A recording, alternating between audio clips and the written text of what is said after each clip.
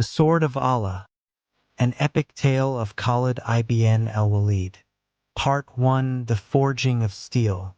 They call me Sayfullah, the Sword of God. But I was not always so.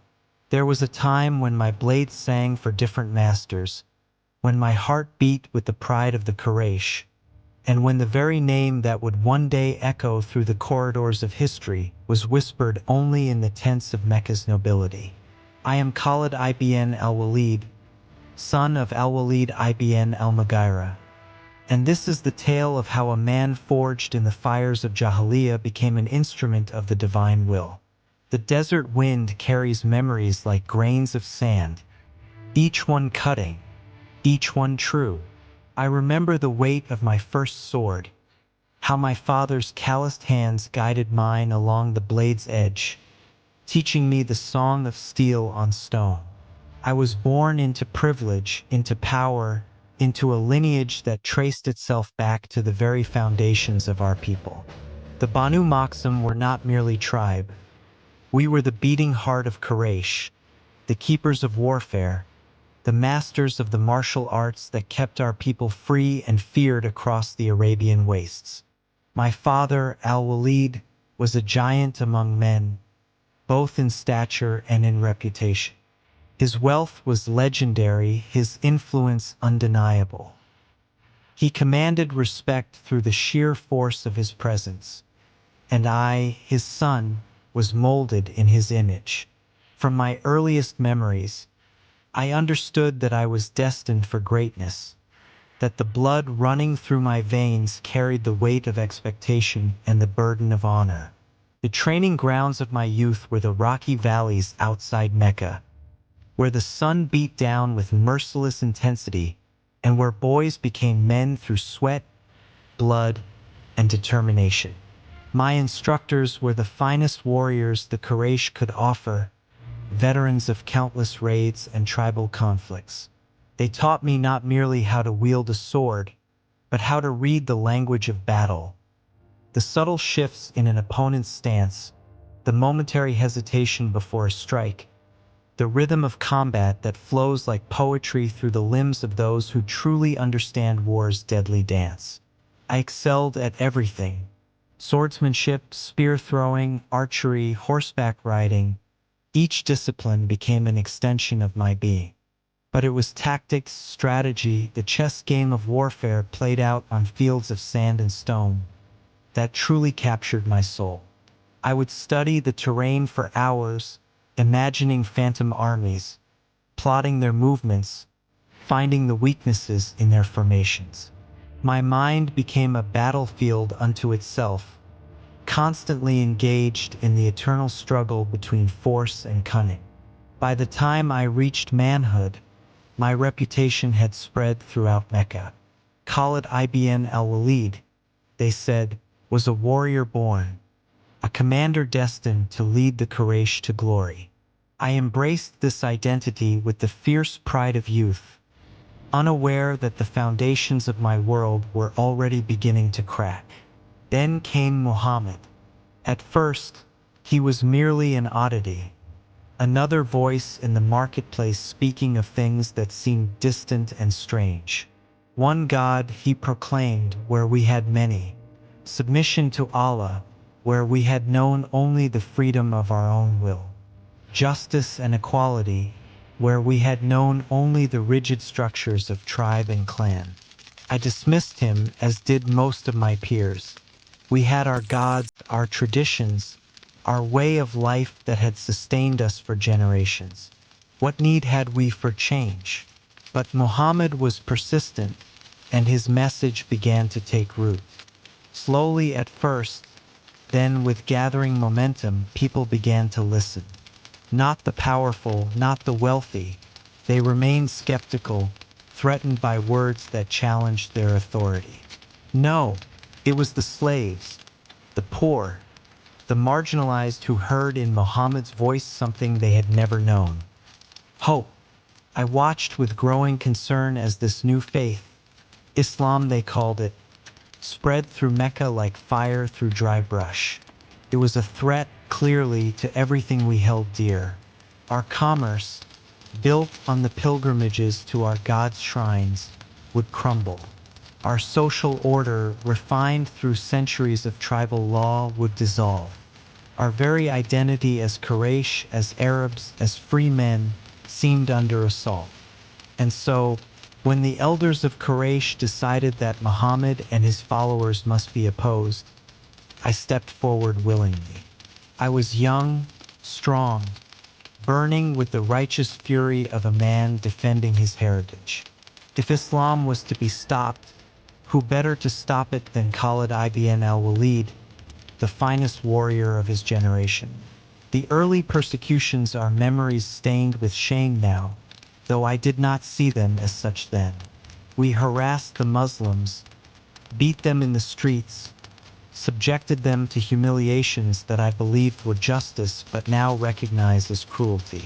I remember watching Bilal, the Abyssinian slave, being dragged into the scorching sun with a massive rock placed on his chest. His master, Umayyah ibn Caliph, demanded he renounce Islam, renounce this one God. And Bilal, his body breaking under the weight, his skin burning on the hot sand, would only whisper, Ahad, Ahad, one, one. What manner of faith could make a slave defy his master unto death? What belief could be so powerful that torture became preferable to recantation? I told myself he was simply stubborn, perhaps mad. But deep down, I recognized something I had never seen before: absolute conviction. Bilal had found something worth dying for, and that terrified me more than any army. There were others too. Yasser and his wife Sumaya, killed for refusing to abandon their faith. Khalid ibn al-Walid, whose back bore scars from being placed on burning coals. The young Ammar ibn Yasser, forced to say words against Islam to save his parents, tormented by guilt even though the Prophet himself told him Allah had forgiven him. These people had nothing, no wealth, no status, no power. Yet they possessed a peace I had never known despite having everything. Yet they endured, with a patience that bewildered me, with a faith that seemed to grow stronger under pressure. They held to their beliefs.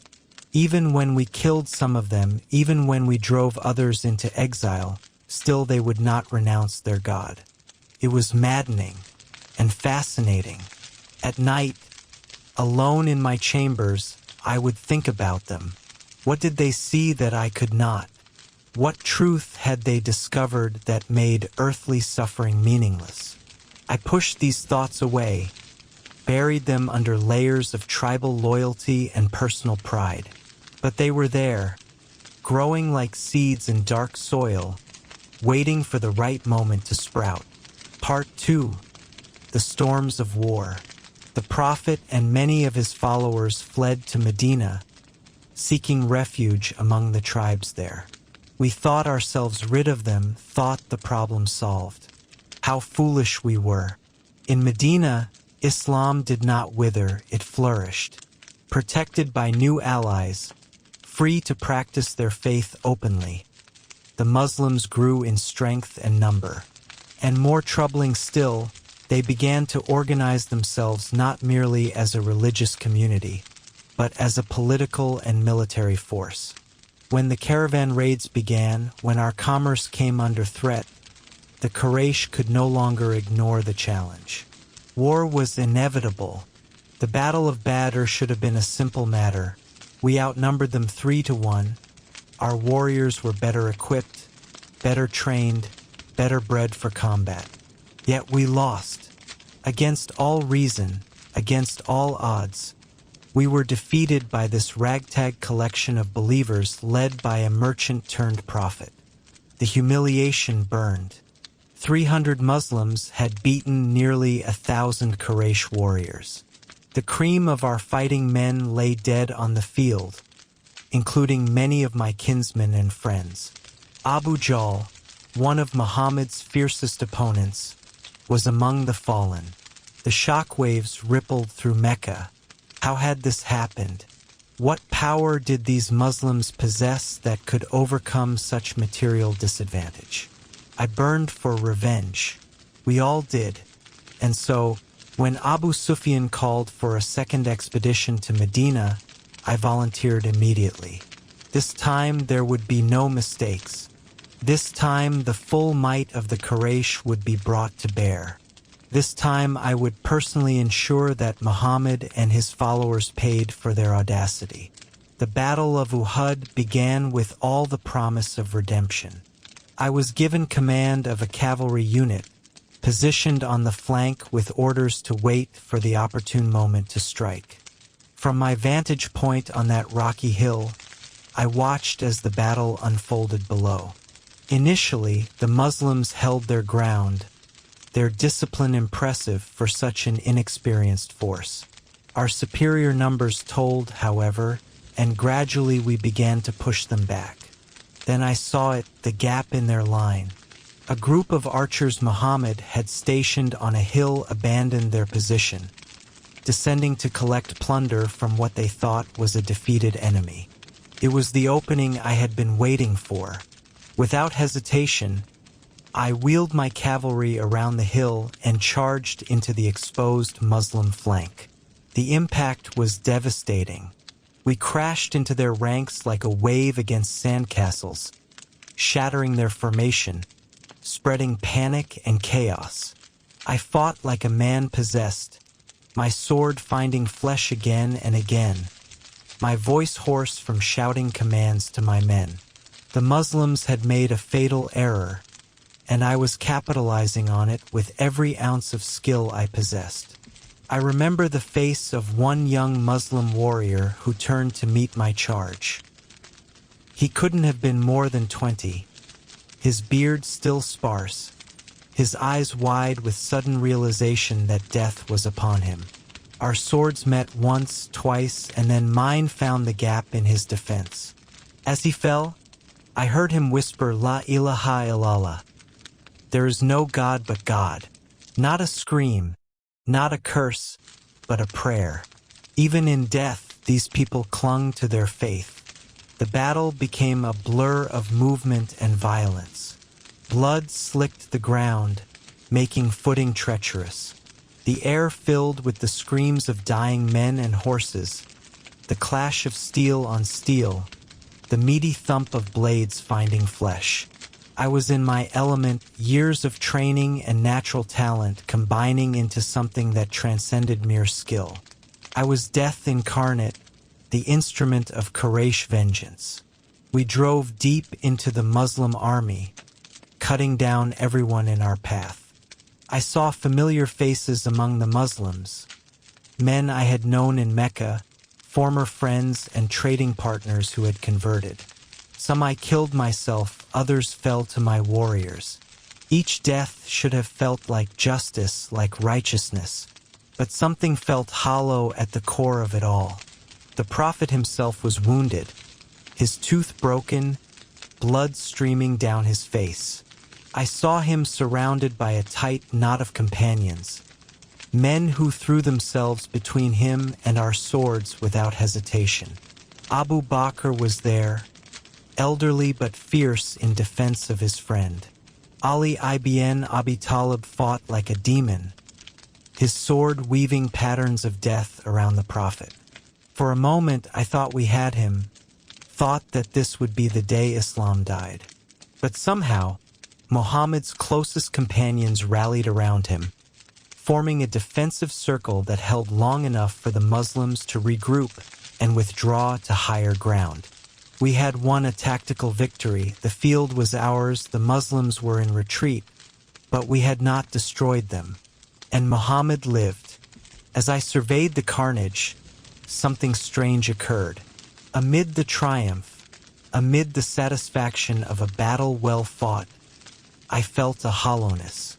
We had proven we could defeat the Muslims in open combat, yes, but they had not broken. Their prophet, wounded and bloodied, had survived and escaped with most of his force intact. And the look in their eyes as they retreated was not the look of men defeated, but of men who would return. What manner of faith could inspire such devotion? What kind of leader commanded such loyalty that his followers would die to protect him, even when all seemed lost? These questions gnawed at me in the days and months that followed. The war continued. Raid and counter-raid, skirmish and ambush, the endless cycle of violence that characterized those years. I led many expeditions against the Muslims, and I was successful more often than not. My reputation as a cavalry commander grew with each engagement. I became known for my aggressive tactics, my ability to read the battlefield, my refusal to accept defeat. The Quraysh looked to me as their champion, the man who would finally bring Muhammad to heel. But Muhammad proved maddeningly elusive. Every time we thought we had him cornered, he slipped away. Every time we inflicted what should have been a crippling blow, the Muslims recovered. Their numbers grew, their territory expanded. Tribes that had once been neutral or hostile to Islam began converting, swelling the ranks of Muhammad's followers.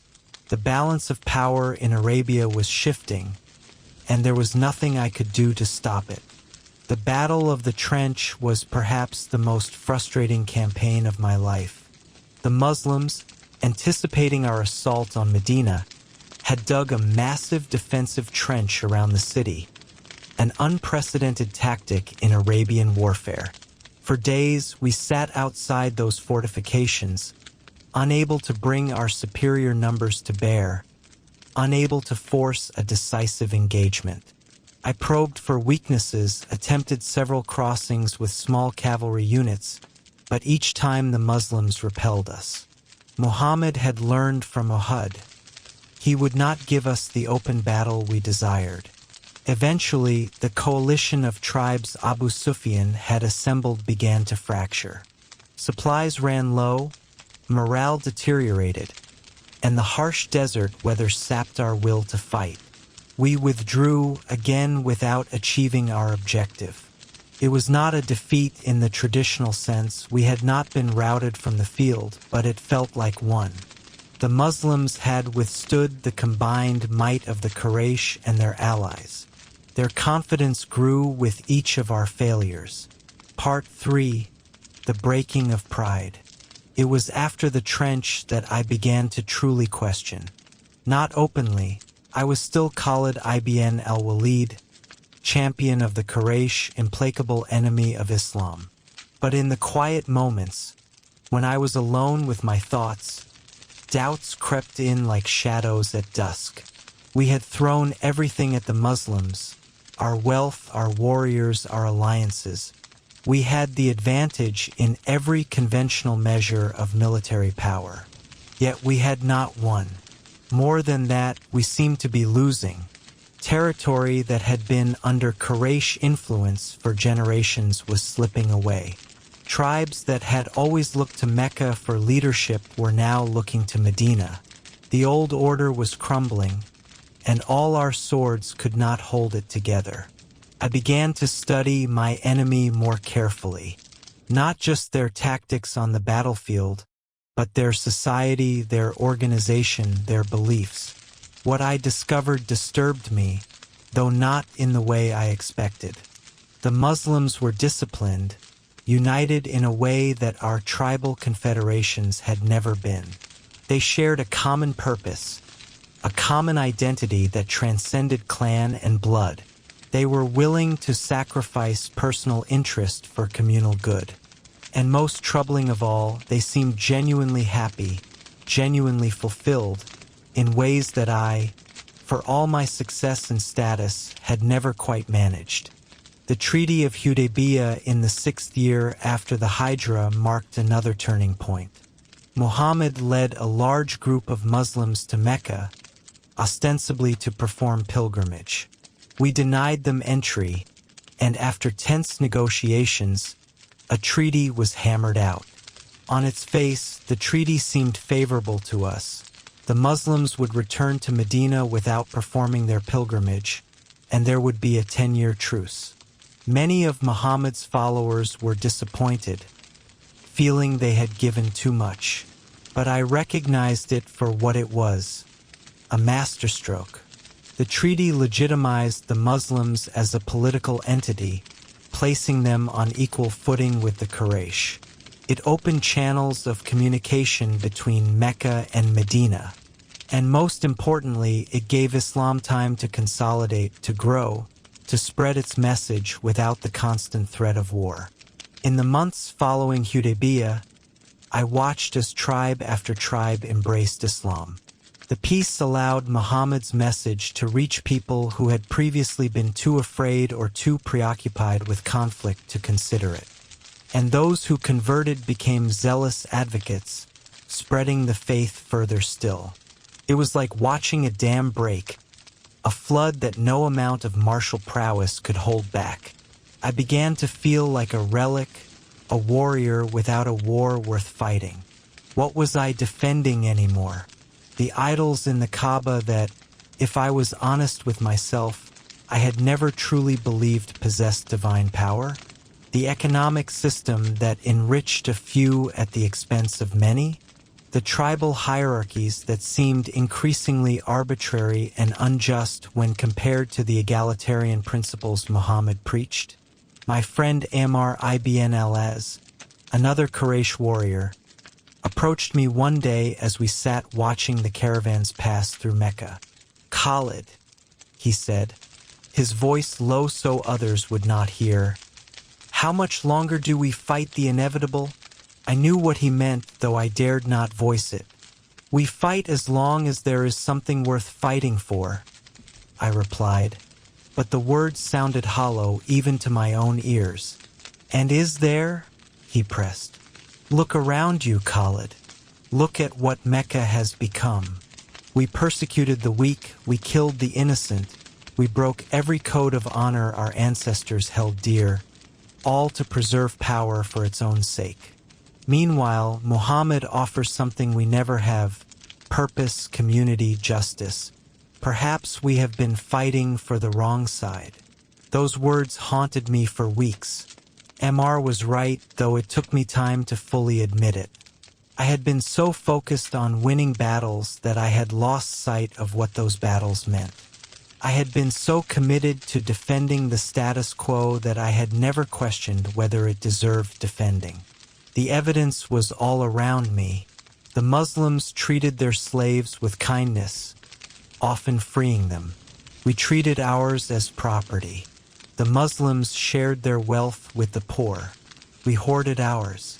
The Muslims resolved disputes through reason and revealed law. We resolved them through blood feuds that could last generations. In every comparison, Islam offered something better than what we had. But pride is a formidable opponent, perhaps the most formidable I ever faced. To admit that I had been wrong, that I had spent years fighting against what was right, would mean acknowledging that all my victories were hollow, that all my valor had been in service of an unjust cause. It would mean humbling myself before those I had persecuted, accepting the faith of those I had considered enemies. The internal war raged within me longer and fiercer than any battle I fought with sword and spear. Part 4. The Surrender.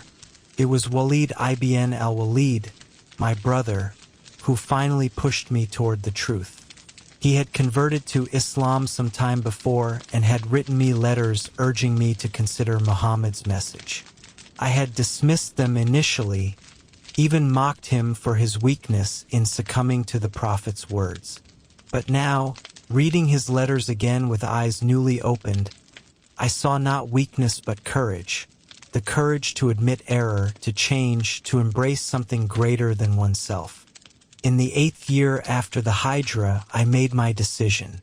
Along with Ammar ibn al-As and Uthman ibn Talha, I set out for Medina.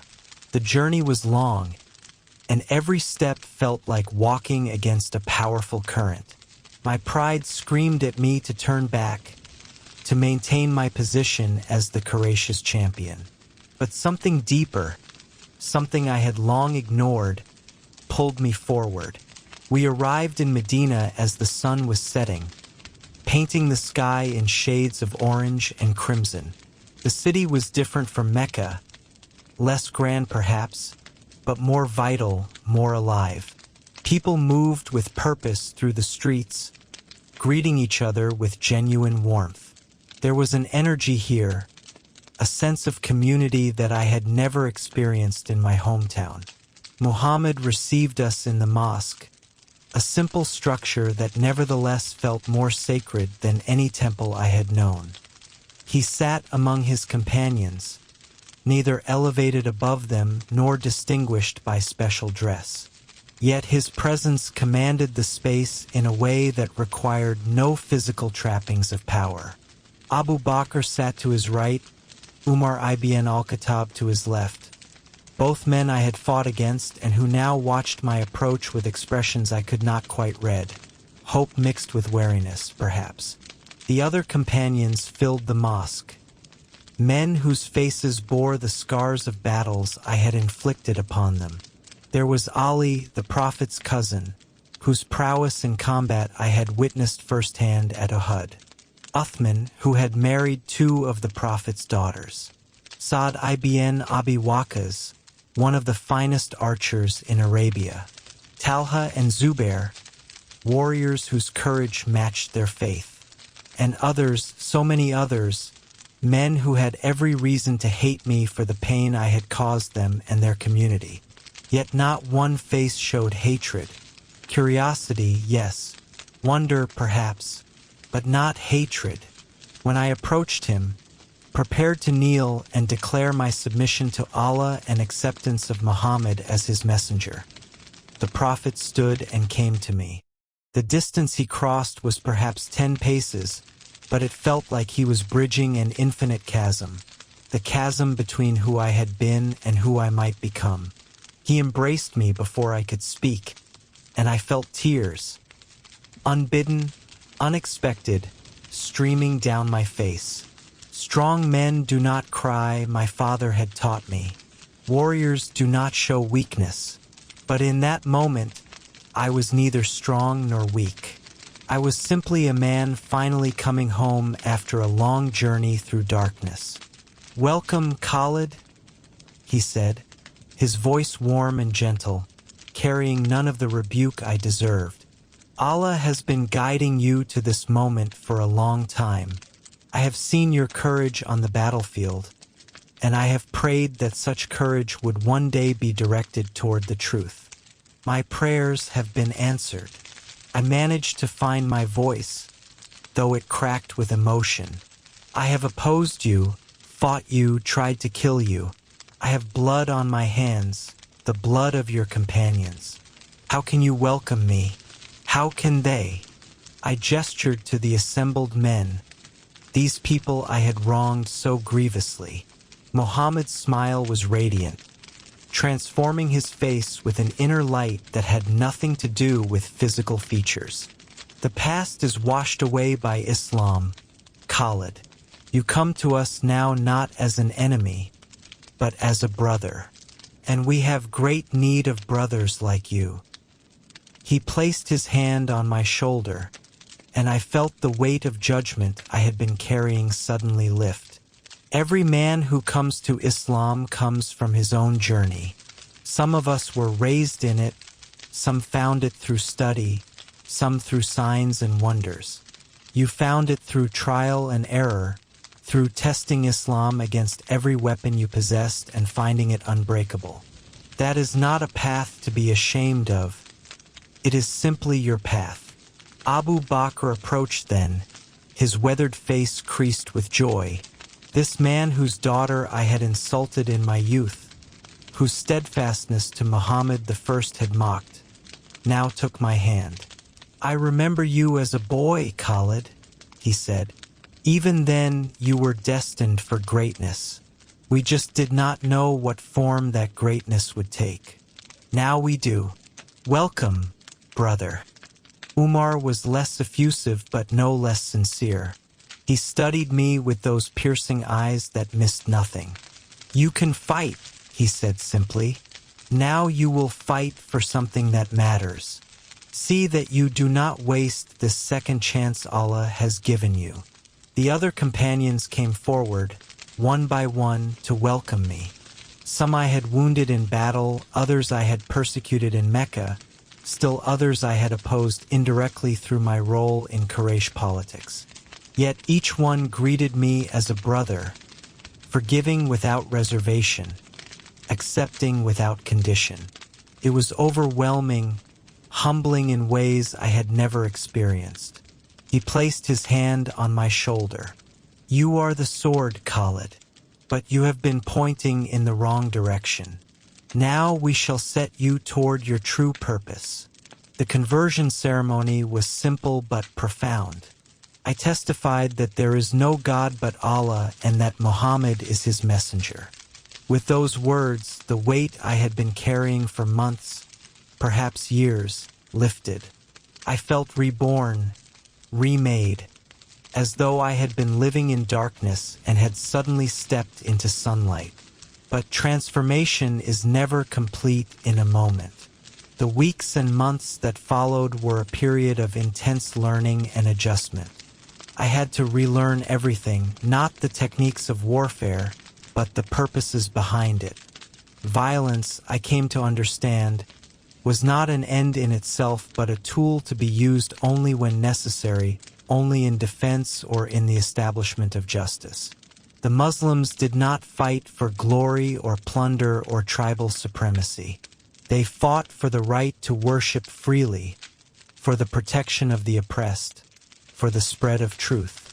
I studied the Quran, its words penetrating deeper than any blade ever had.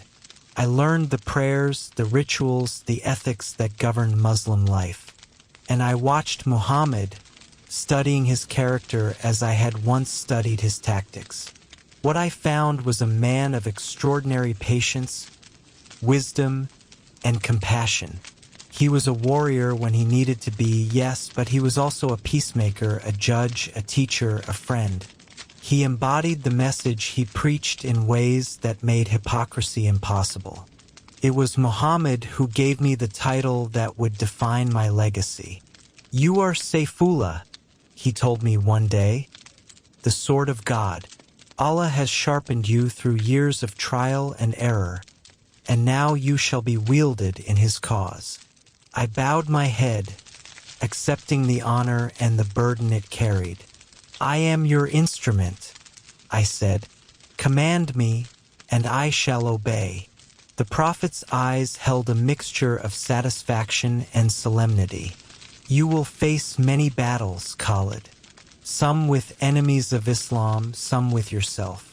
But know this, every victory you win now is not for Khalid ibn al-Walid, but for the Ummah, for the community of believers. Your glory is their glory, your success their success. This is what separates a Muslim warrior from others.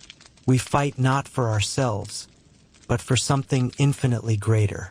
Those words became my guiding star, the principle by which I measured every action. My skills as a commander had not diminished with my conversion, but now they had proper direction. I was no longer fighting to preserve the privileges of the elite or to satisfy the demands of pride. I was fighting for justice, for faith, for the establishment of a social order that valued every human being regardless of birth or wealth. Part 5, the campaigns begin. My first major engagement as a Muslim commander came swiftly. The Byzantine Empire, observing the rise of Islam with alarm, began mobilizing forces to crush this new power before it could grow too strong. The Prophet appointed me to lead an expedition northward to confront them. The Battle of Mu'tah tested every skill I possessed. We were outnumbered catastrophically, 3,000 Muslims against a Byzantine Arab coalition of perhaps 200,000. The odds were so overwhelming that accepting the mission felt like accepting a suicide order. Yet we marched north with determination, trusting in Allah and in the training Muhammad had given us. The journey itself was arduous. We crossed deserts where the heat could kill a man in hours, navigated rocky terrain that tore at our feet and exhausted our horses. But the physical challenges were nothing compared to the psychological weight. Every man in that army knew we were marching to almost certain death. Yet I saw no deserters, heard no complaints. These Muslims had internalized something I was still learning: that this life was temporary, that death in the cause of Allah was not an ending but a beginning. When we finally saw the Byzantine Arab army assembled against us, the sight nearly stole my breath. They stretched across the horizon like a dark sea, their banners numerous as stars, their armor gleaming in the sun. The Byzantines deployed their characteristic heavy cavalry, armored riders on armored horses that could smash through infantry lines like battering rams. The Arab confederates who fought alongside them knew the terrain, knew our tactics, and had every advantage of numbers and position. The initial commanders, Zayd ibn Haritha, Jafar ibn Abi Talib, and Abdullah ibn Rawaha, fell in quick succession, martyred in the fierce fighting. I watched Zayd, the Prophet's adopted son and beloved companion, charge into the enemy lines with the banner of Islam held high. He fought with transcendent courage, holding his ground even as wounds accumulated on his body. When he finally fell, Jafar seized the banner. Jafar was Ali's brother and one of the most respected men in Islam. I had heard stories of how he had migrated to Abyssinia years before, how he had defended Islam before the Christian king there with eloquence and conviction. Now he defended it with steel and blood. When his right hand was severed, he held the banner with his left. When his left hand was severed, he held it between the stumps of his arms, pressing it against his chest. Only death could make him release it, and even then, Abdullah ibn Rawaha immediately took it up. Abdullah, the poet warrior, held the banner briefly before he too fell. And then the standard came to me, passed by trembling hands through a thinning line of defenders. The weight of it was immense, not the physical weight but the symbolic burden. This was the banner that had flown over every Muslim victory, that represented Islam's presence on the battlefield, that could not be allowed to fall. When the command standard came to me, the situation was desperate. The Muslims were being pressed on all sides, their lines fragmenting under the relentless assault of superior numbers. Men fought in small clusters, separated from the main body, surrounded and being cut down methodically. The Byzantine cavalry conducted charge after charge, each one grinding away at our dwindling strength. The discipline that had made us formidable was beginning to crack under the sheer pressure of overwhelming force. But I had faced desperate situations before, and I had not converted to Islam to die uselessly. I reorganized the army under fire, a feat that should have been impossible but that the discipline of Muslim troops made feasible. Using my voice, which had been trained through years of commanding in battle, I began to reshape our formation. Units that had been scattered were pulled back and integrated into a cohesive defensive position. The wounded were gathered in the center, where they could be protected while continuing to fight if able. Fresh troops were cycled to the front as exhausted men fell back to recover. We fought through the day with a fury born of faith, every man determined to sell his life dearly. I moved constantly along the line, my sword red with blood, my voice hoarse from shouting encouragement and commands. Where the enemy pressed hardest, I appeared with my personal guard, shoring up defenses, launching counterattacks that pushed them back temporarily. I was everywhere at once, or so it seemed to my men, a consequence of mobility and presence that I had learned from years of command. As night fell, I knew we could not win a conventional victory, but we could survive. Under cover of darkness, I reorganized the army again, rotating fresh fighters to the front while moving the exhausted to the rear. I sent cavalry units on sweeping maneuvers that made noise and kicked up dust, creating the illusion of reinforcements arriving. I had banners moved constantly, suggesting a larger force than we possessed. I ordered drummers to beat rhythms that mimicked the approach of multiple armies. Every trick, every deception, every psychological tactic I had learned in 2 decades of warfare was employed that night. As night fell, I knew we could not win a conventional victory, but we could survive.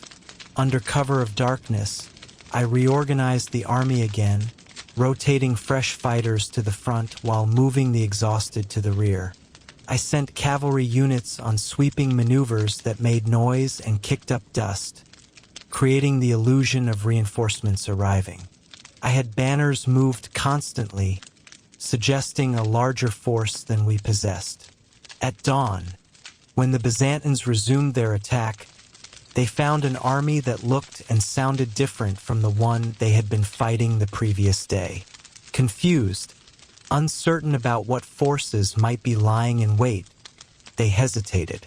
And in that hesitation, I saw our opportunity.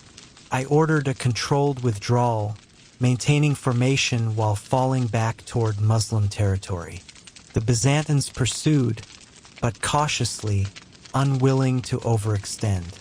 For 7 days, we retreated, fighting rearguard actions that bloodied the enemy without committing to a pitched battle we could not win. Every day, I deployed new tactics to keep the Byzantines off balance. Cavalry feints, ambushes, false camps that suggested we were preparing to make a stand only to vanish when the enemy arrived. By the time we reached Muslim lands, the Byzantine commanders had lost their appetite for pursuit. They had won the field at Muta but had failed to destroy the Muslim army. And we, against all odds, had survived. When we returned to Medina, some called us deserters for withdrawing. But Muhammad silenced them. "Do not reproach them," he said. "They are the troops who will return to fight again." And to me, privately, he said, "You did well, Khalid. Sometimes the greatest victory is bringing your army home alive. You will have other battles, and you will need these men." The Prophet's faith in me was vindicated sooner than anyone expected. The Quraysh violated the Treaty of Hudaybiyah by supporting an attack on a tribe under Muslim protection. It was the justification Muhammad needed to finally march on Mecca, to bring the faith back to the city that had persecuted it for so long. The conquest of Mecca was unlike any campaign I had known. Muhammad's orders were explicit. There would be minimal bloodshed. This was not a war of revenge but a homecoming. Most of the Quraysh would be pardoned, their property protected. We were to enter as liberators, not conquerors. I commanded one of 4 columns converging on the city. My force met some resistance from die-hard Quraysh fighters who refused to accept the inevitable. We were forced to fight, and several of the enemy fell. But it was a brief skirmish, not a battle. The overwhelming display of Muslim strength. 10,000 warriors descending on Mecca from multiple directions, convinced most that resistance was futile. When the city fell, Muhammad entered humbly, his head bowed in gratitude to Allah. He went directly to the Kaaba and destroyed the idols housed there, purifying the ancient shrine and dedicating it to the worship of the one God. Then he stood before the assembled Quraysh. The very people who had persecuted him, expelled him, tried to kill him, and he forgave them. "You are free," he declared. "There will be no punishment for past crimes, no vengeance taken. Go in peace." It was a mercy that stunned everyone, myself included. This was not how conquests typically ended. Cities that resisted were usually sacked, their leaders killed, their property plundered. But Muhammad had meant what he said about Islam being different. And in that moment, more Quraysh converted to Islam than had in all the previous years combined. They had been defeated not by the sword but by magnanimity. Yet not everyone accepted peace. There were tribes still clinging to paganism who saw the fall of Mecca as an existential threat to their way of life. They began gathering forces, preparing for a final confrontation with Islam. Part 6. The Decisive Hour. The Battle of Hunain came mere weeks after the conquest of Mecca. A coalition of the Hawazin and Thaqif tribes assembled a massive army in the mountains east of Mecca. They had chosen their ground well, narrow valleys where our superior numbers would be neutralized, where ambush was easy and retreat difficult. Muhammad appointed me as commander of the cavalry and trusted me to read the terrain as only I could. When we entered that valley and arrows began raining down from the heights, when men started falling and panic began to spread, I recognized it immediately. This was their Uhud, their moment to break us while we were overconfident from our easy victory at Mecca. But I was not the same commander who had exploited the Muslims' weakness at Uhud. I was now fighting for them, and I would be damned before I let history repeat itself with our roles reversed. "Hold!" I roared, my voice cutting through the chaos. "Form up! Shield wall! Archers! Return fire!" The Muslim army's discipline, honed through years of conflict, asserted itself. The initial panic subsided as men responded to clear commands. We formed defensive positions while the cavalry, under my direct command, prepared for a counterstrike. I studied the enemy positions, identifying where their ambushers were concentrated, where their commanders must be positioned to coordinate such an attack. And I saw the weakness. To maximize their initial strike, they had committed most of their force. There were no reserves, no second wave. If we could break through their lines and reach the high ground, we would have them. "With me!" I shouted, spurring my horse forward. The cavalry thundered behind me as we charged not away from the ambush but toward it, directly into the teeth of the enemy's strength. We hit their flank like Allah's own lightning. The Hawazin warriors, expecting us to retreat or mill about in confusion, were unprepared for such an aggressive counterattack. We cut through them, our momentum carrying us up the slope despite their desperate attempts to halt our advance. Once on the heights, we wheeled and charged down into the main enemy force, smashing into their rear while the rest of the Muslim army pressed from the front. Caught between two forces, their carefully planned ambush turned into a rout. The Hawazin broke and ran, abandoning their camp and their families in their haste to escape. The victory was total, decisive, and it sent a message across Arabia. Islam could not be intimidated, could not be defeated through conventional means. Tribes that had been considering resistance instead began sending delegations to Medina, pledging allegiance and converting en masse. But the Prophet's mission was not yet complete. He had unified Arabia under the banner of Islam, yes, but beyond Arabia lay vast empires that viewed this new faith with suspicion and hostility. The Byzantine Empire to the north and the Sassanid Empire to the east were the superpowers of their age, and they would not tolerate a new power rising between them. Muhammad began preparing for the next phase of Islam's expansion, but fate intervened. In the 11th year after the Hijra, the Prophet fell ill. At first, we thought it was temporary, just another fever that would pass. But it worsened, and we realized with growing horror that we were about to lose the man who had guided us, who had transformed not just Arabia but our very souls. I visited him in his final days, this man who had given me purpose, who had redirected all my martial skill toward something noble and true. He was weak, his voice barely a whisper, but his eyes still held that penetrating clarity that had always seen through to the heart of matters. "Khalid," he said, gripping my hand with what strength he had left, "promise me something, anything, Prophet of Allah.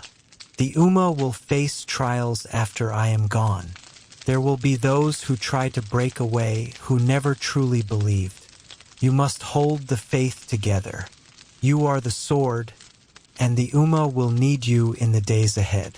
But remember always, you fight not for conquest or glory, but for La ilaha illallah. Never forget that." "I swear it," I said, tears flowing freely now. "I swear on everything I am." Muhammad smiled, peaceful despite his suffering. "Then I leave this world content, knowing that Allah has provided protectors for his faith." He died the next day. The grief that swept through Medina was unlike anything I had experienced. Men who had faced death without flinching wept like children. The world seemed suddenly darker, colder, emptier. Our guide was gone, and we were left to find our own way forward. Part 7: The Wars of Apostasy.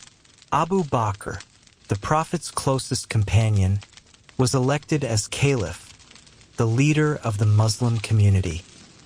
He was an old man by then, gentle and pious, known more for his wisdom than his martial prowess. Many doubted whether he could hold together what Muhammad had built. Some even whispered that the Ummah would fracture without the Prophet's unifying presence. They were almost right. News of Muhammad's death spread across Arabia like wildfire, and in its wake came rebellion. Tribes that had pledged allegiance to Islam now renounced it.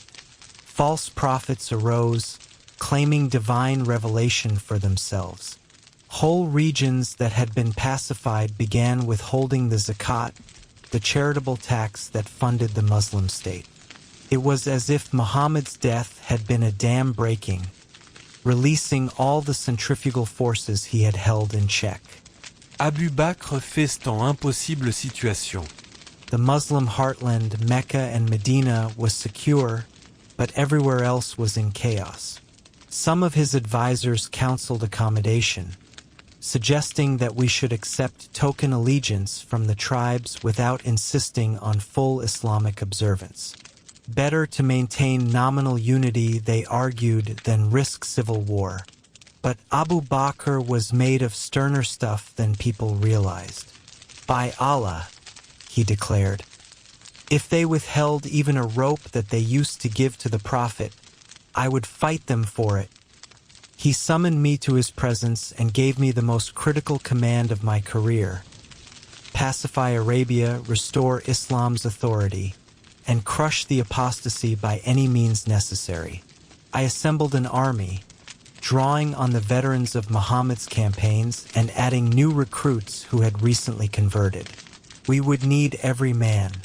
The rebels outnumbered us significantly, and they had the advantage of defending their own territories. But I had something they lacked: unity of purpose, clarity of mission, and the faith that we were fighting for truth itself. The campaign began against Khalid ibn al-Walid, one of the false prophets who had declared himself a recipient of divine revelation. He had assembled a powerful force of the Asad and Ghatafan tribes, and he commanded respect as a warrior and leader. This would not be an easy fight. We met his army at Buzaka, in the heart of the Najd region. Taleha had chosen his ground well, positioning his forces on high terrain that would force us to attack uphill. He was a capable commander, I had to admit, even if he was a fraud and a rebel. I employed tactics that Muhammad had taught me, not just military tactics, but psychological ones. Before the battle, I sent emissaries to Taleha's allies, reminding them of their oaths to Islam, warning them of Allah's punishment for apostasy. Some defected immediately, others wavered. By the time we actually engaged, Taleha's coalition was already fragmenting. The battle itself was fierce. We charged uphill repeatedly, taking heavy casualties but never breaking. My cavalry units harassed the flanks, preventing Talaiha from committing his reserves. Hour after hour we fought, neither side gaining a decisive advantage. But I could feel it. The enemy was tiring, their will beginning to crack. Then, at the critical moment, I led a final cavalry charge directly at Talaiha's position. We smashed through his personal guard, and I found myself face to face with the false prophet himself. Our swords met in a clash that rang across the battlefield. He was good, better than I expected, but he was not fighting for anything real. His faith was a fabrication, a tool for personal ambition, and it could not stand against genuine conviction. I drove him back, my attacks relentless, giving him no moment to recover or regroup. Finally, his nerve broke. He fled the field, abandoning his followers to their fate. With their leader gone, the rebel army disintegrated. We pursued them across the desert, accepting the surrender of those who renounced apostasy and dealing harshly with those who refused. But Talaiha was only the first of many challenges. Across Arabia, other false prophets and rebel leaders were waiting. Each one had to be confronted, each rebellion crushed, each apostate given the choice between return to Islam or death. It was brutal work that left me exhausted in body and spirit, but it was necessary. The Ummah could not survive if every tribe felt free to abandon Islam whenever it became inconvenient. The campaign against Musaylima the liar, another false prophet, was perhaps the most difficult of the apostasy wars. He had built a powerful base among the Banu Hanifa tribe in Al-Yamamah, and he had tens of thousands of warriors under his command. Unlike some of the other apostates, Musaylima was a true believer in his own message, deluded but genuine. That made him more dangerous because his followers fought with real conviction. The Battle of Yamamah was the bloodiest engagement I ever commanded. We fought in a garden, of all places, a walled compound filled with date palms where the fighting was close, personal, and savage. Neither side would give ground. The apostates fought with the desperation of men who knew they faced death if they lost. We fought with the determination of men defending the faith. I lost many good men that day, men who had fought beside me since Badr, who had stood with the Prophet in his darkest hours, who had believed when belief seemed impossible. They fell among the date palms, watering those trees with their blood, martyrs in the cause of Allah. And I lived, as I always seemed to live, to carry on the fight. Musaylima himself died in the battle, struck down by Washer ibn Harb, the same man who had killed the Prophet's uncle Hamza at Uhud. There was a poetry to that, perhaps. Washer had sought redemption for his past sins by serving Islam, and he found it by slaying one of Islam's greatest enemies. When the fighting finally ended, when the garden was secured and the apostates routed, I surveyed the cost. Over 700 Muslims lay dead, including many of the Quran's memorizers, men who had committed the entire revelation to memory. It was a victory, yes, but one purchased at a terrible price.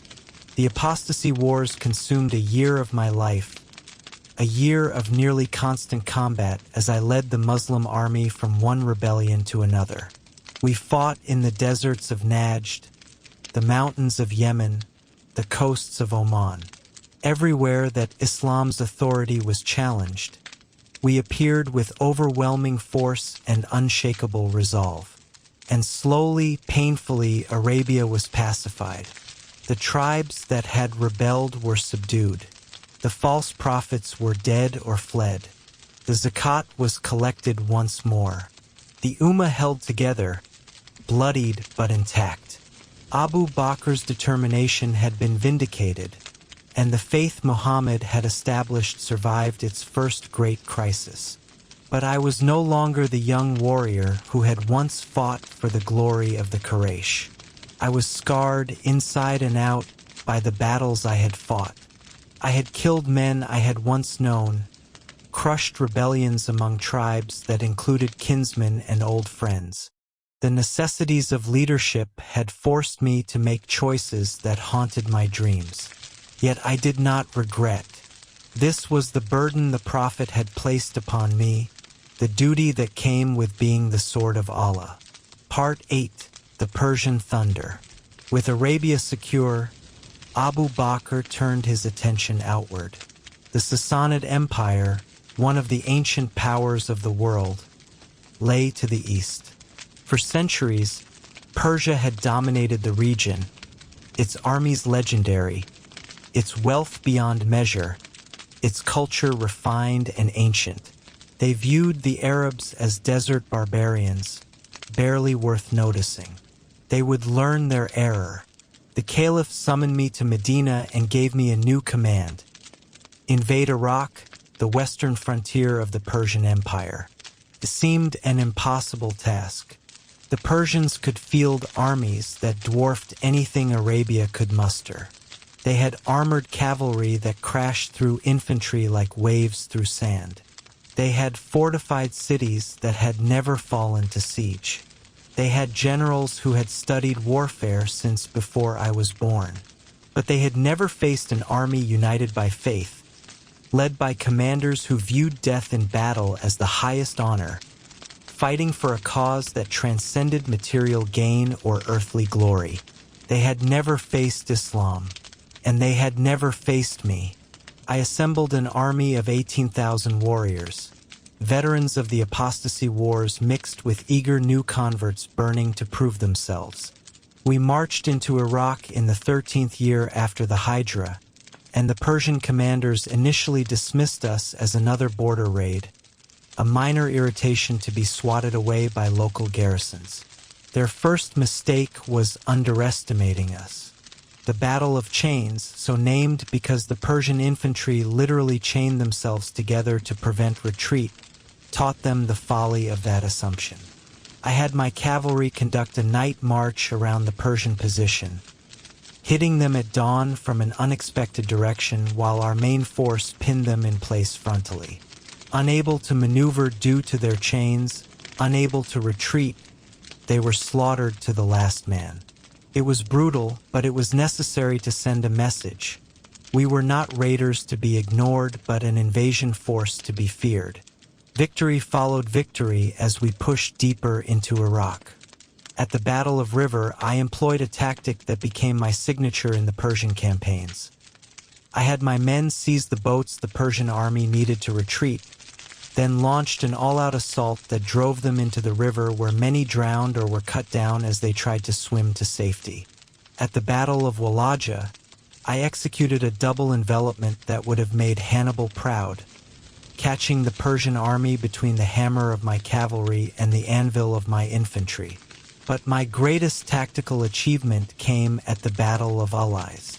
The Persians, finally recognizing the threat we posed, assembled a massive coalition army.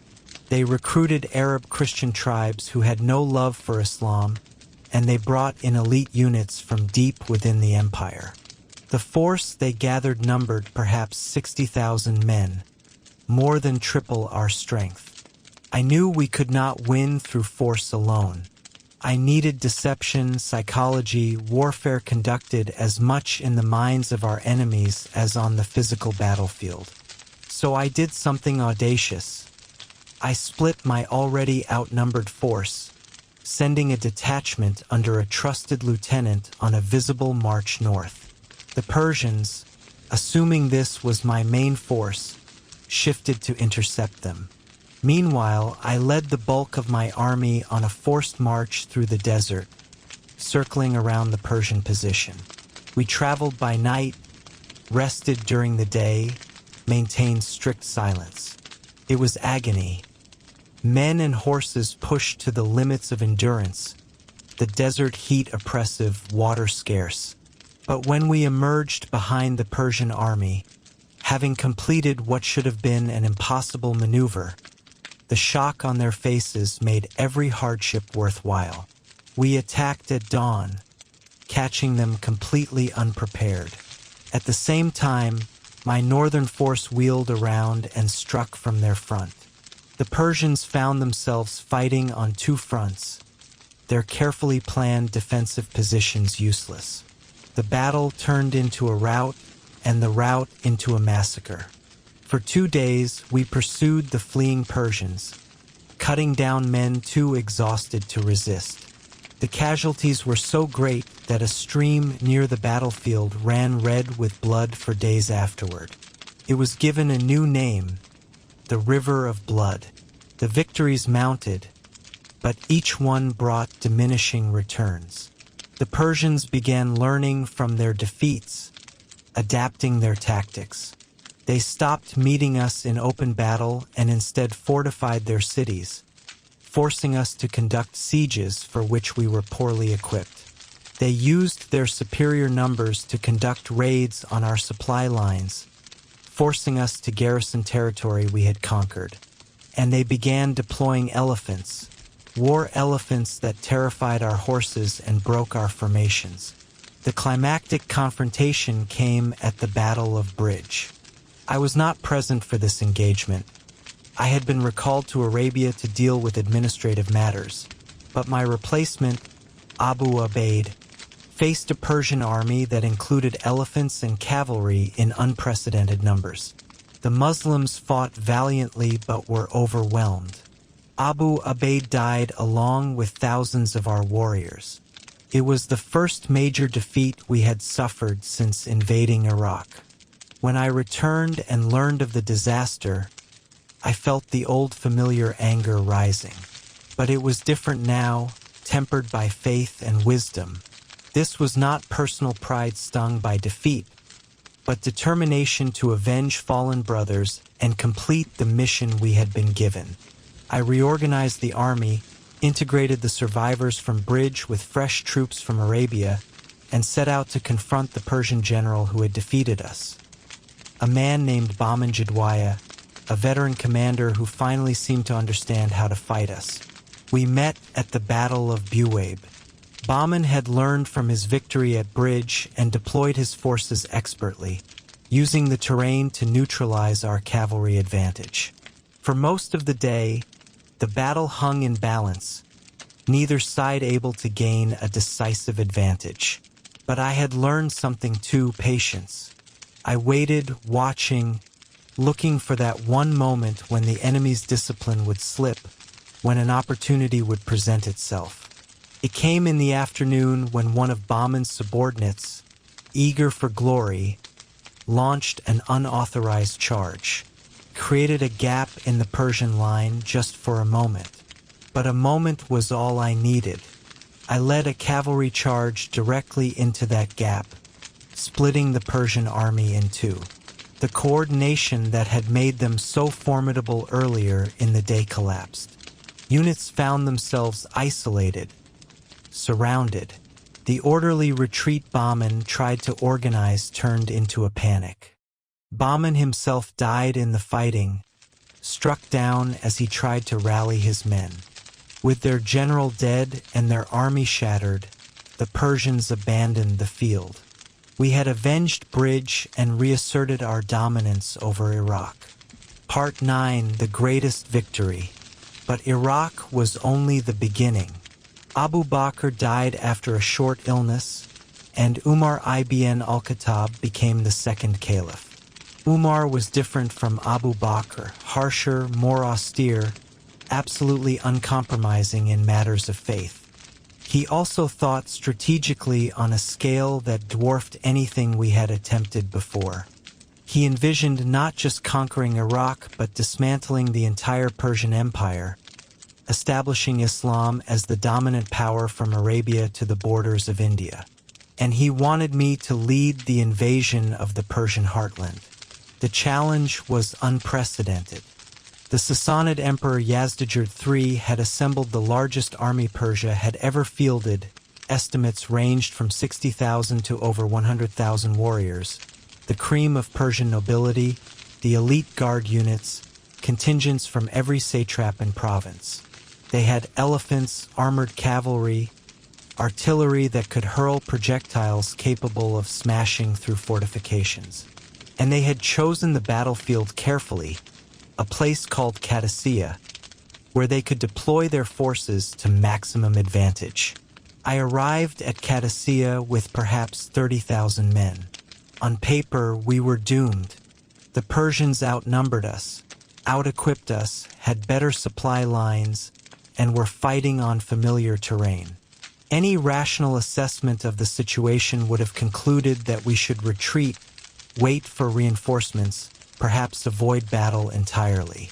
But rationality alone does not win wars. Faith does. Conviction does. The belief that you are fighting for something so important that victory is not just preferable but mandatory. The battle lasted 4 days.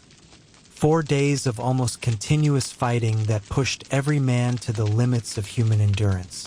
The Persians called it the Battle of Qadisiyyah. We called it the Day of Armor, the Day of Assistance, the Day of Tumult, and the Day of Victory, marking each phase of the engagement. The first day, the Persians attacked with their elephants leading the charge. I had heard of these beasts but never faced them in battle. They were massive, towering creatures covered in armor, with tusks wrapped in metal and soldiers perched in towers on their backs. Our horses, brave as they were, panicked at the sight. The smell alone, musky, alien, primal, sent them into fits of terror. Our formations, built around cavalry mobility, began to waver as riders struggled to control their mounts. I rode among the men, fighting my own horse's fear while trying to project calm authority. They are just animals. I roared, my voice carrying across the chaos. They can be hurt, they can be killed. Target the mahouts, target the eyes, bring them down. But knowing something intellectually and doing it while a 3-ton beast charges at you are very different things. It was a young archer named Qaqibn Amr who first successfully brought down an elephant. He climbed a nearby rock formation to get elevation, then methodically shot arrow after arrow into the beast's eye. The elephant, maddened by pain, turned on its own troops, trampling Persian infantry as it tried to flee. That single success gave the army hope. These monsters were not invincible. We adapted on the fly, using archers to target the elephant drivers and spearmen to probe for vulnerabilities in the armor. Units of brave men armed with long spears would rush at the elephants from multiple angles, stabbing at legs, underbellies, any exposed flesh. It was dangerous work. Many men were trampled or gored, but gradually the elephants were neutralized, killed, driven off, or simply rendered ineffective. The Persians, who had counted on these beasts to break our lines, found their most powerful weapon negated. By late afternoon, the elephant corps had withdrawn, leaving only conventional forces to face us. The second day brought cavalry charges that made the earth tremble. Both sides probed for weaknesses, launching attacks and counterattacks that flowed back and forth across the field like ocean tides. It was exhausting work, the heat oppressive, the dust kicked up by thousands of horses choking men and animals alike. I rotated my cavalry units constantly, never allowing any one group to become too exhausted. Fresh riders would charge, engage, then fall back while another unit took their place. The Persians, with their greater numbers, could afford to commit larger forces to each charge, but they lacked our flexibility and discipline. I remember one particular clash with a Persian cavalry commander, a man whose armor was so ornate it marked him clearly as nobility. He rode straight at me, his lance couched, his horse's caparison brilliant with gold and crimson. We met in the center of a swirling melee, our weapons clashing with a ring that cut through the general din. He was skilled, well-trained in the Persian martial tradition that stretched back centuries. But I had been forged in the harsh crucible of Arabian tribal warfare, where every fight was personal and mistakes meant death. Our duel was brief, 3 exchanges, perhaps 4, and then my blade found the gap where his shoulder armor met his breastplate. He fell, and with him went a portion of the Persian morale. We fought to a standstill that day, neither side able to gain decisive advantage. As darkness fell, I assessed our situation. We had held but barely. The Persians still outnumbered us significantly. Their supplies were secure, and they showed no signs of losing confidence. If this continued, attrition would eventually favor them. We needed something to break the deadlock. The third day brought hope in an unexpected form. Reinforcements arrived from Syria, 6,000 warriors under the command of Qadisiyyah ibn Umar, the same man who had shown us how to kill elephants. They had marched with almost supernatural speed, covering distances that should have taken days in mere hours. Fresh troops at a critical moment, they allowed us to maintain the pressure when our original force was on the verge of collapse. I deployed these reinforcements strategically, using them to shore up weak points in our line and to conduct raids on Persian supply lines. The battle intensified, becoming more desperate as both sides realized that the outcome hung in the balance. The Persian commander, Rustam, began committing his reserves, trying to break through before we could fully integrate our reinforcements. We responded by extending our flanks, attempting to envelope his army. The battlefield became a chess game played with human pieces, each move calculated to create an advantage, each countermove designed to neutralize it. That night, I barely slept. I studied the field, observed the Persian camp, tried to understand Rustam's thinking. He was a brilliant commander, perhaps the finest Persia had produced in generations. But he had one critical vulnerability. He commanded from a position that, while giving him excellent visibility, was vulnerable to cavalry attack if we could break through the screening forces. It was a calculated risk on his part, prioritizing control and communication over personal safety. And it was a risk I intended to exploit.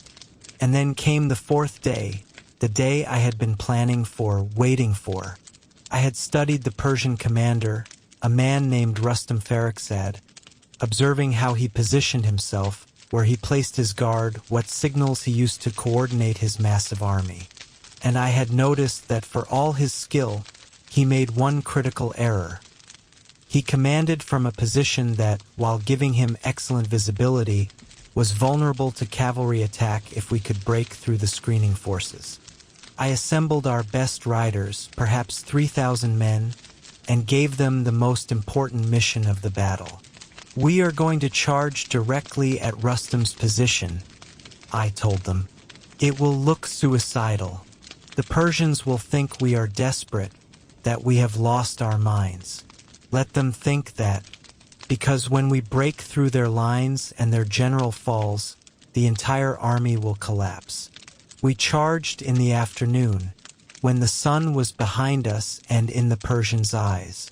We smashed through their cavalry screen, shrugging off casualties that would have broken a less committed force. We punched through their infantry formations, our horses trampling men who tried to stand against our momentum. And we reached Rustam's position just as a sudden windstorm, a gift from Allah, surely, hit the battlefield, blowing sand and debris into the Persians' faces and reducing visibility to almost nothing. In the chaos, Rustam's position was overrun. The great general, veteran of countless campaigns, architect of Persia's defenses, died in the confusion, killed by a common soldier who likely didn't even realize who he had slain.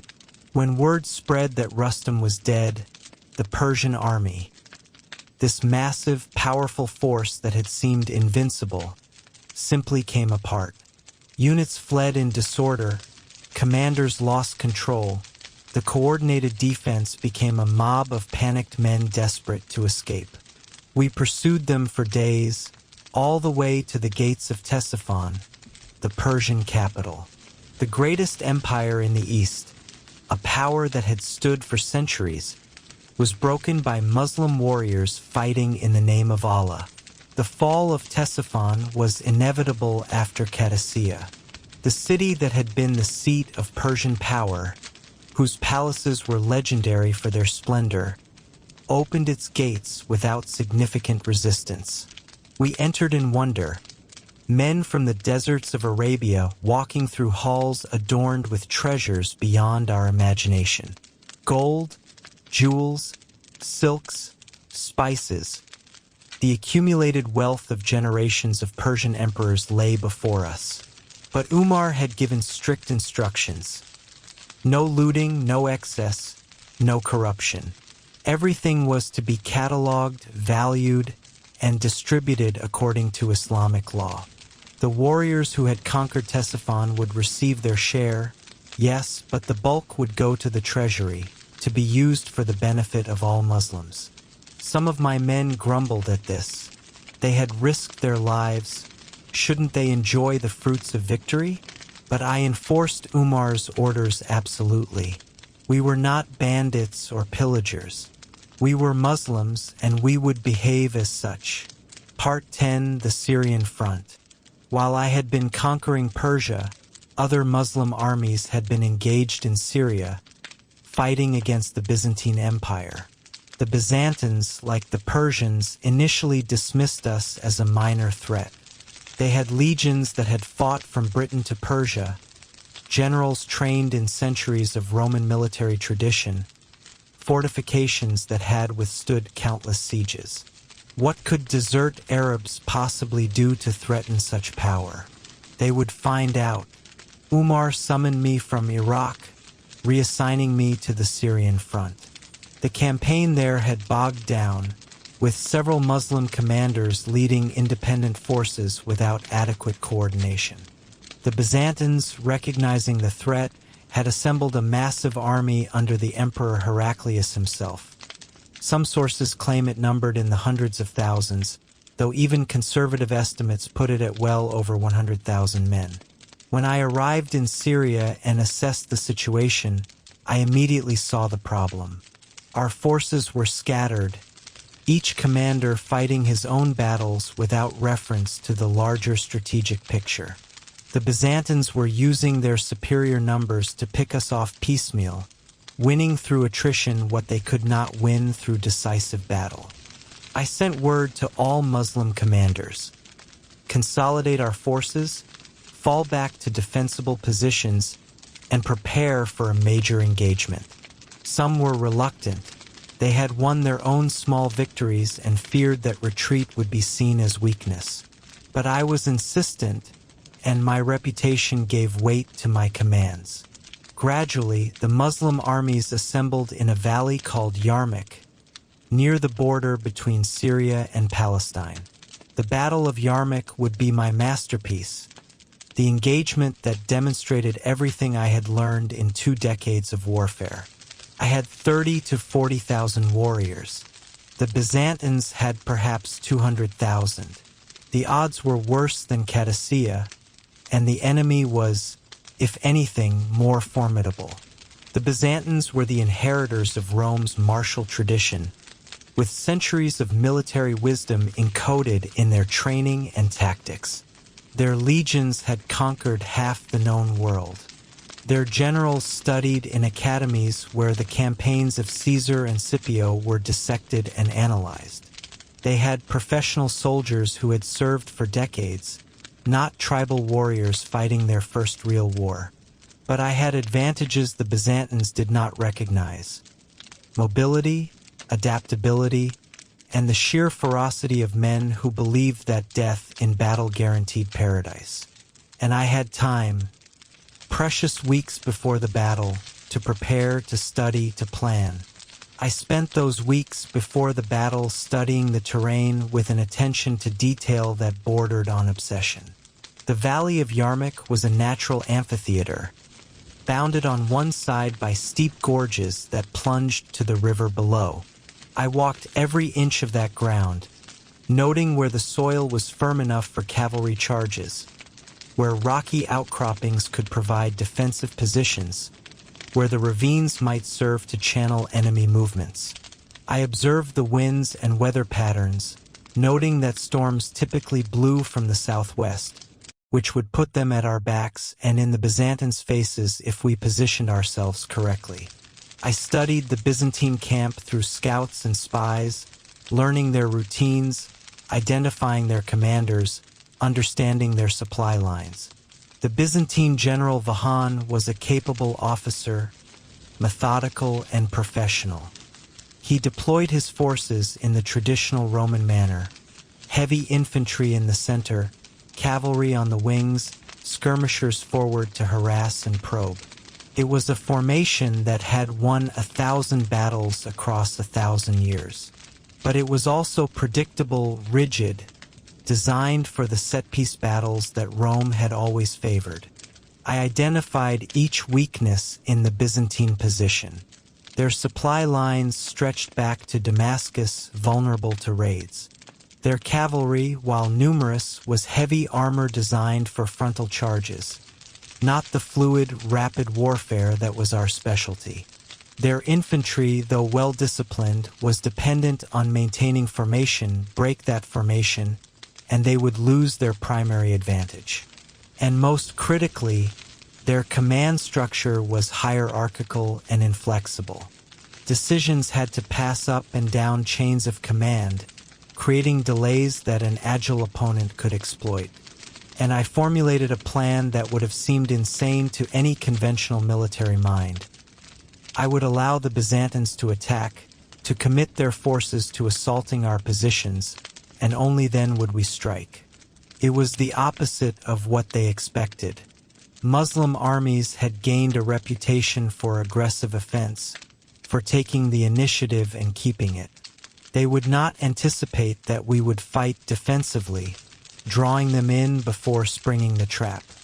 I organized the army into highly mobile divisions, each capable of independent action but coordinated through a system of signals I had developed. Flags, drums, mounted messengers. All were employed to ensure that I could communicate orders rapidly even in the chaos of battle. I positioned our forces with the gorges at our backs, limiting our own retreat options but also ensuring that the Byzantines could not envelope us from behind. It was a calculated risk, one that would appear to give them an advantage but actually constrain their options. The battle began with a Byzantine assault on our center. Wave after wave of Byzantine infantry crashed against our lines, backed by cavalry and supported by archers. Their battle hymns echoed across the valley, ancient songs of Rome's glory, Christian psalms invoking divine protection. Our warriors responded with takbir, Allahu Akbar, God is greatest, a simple phrase that carried within it absolute conviction. For hours we stood firm, our warriors absorbing punishment that would have broken lesser men.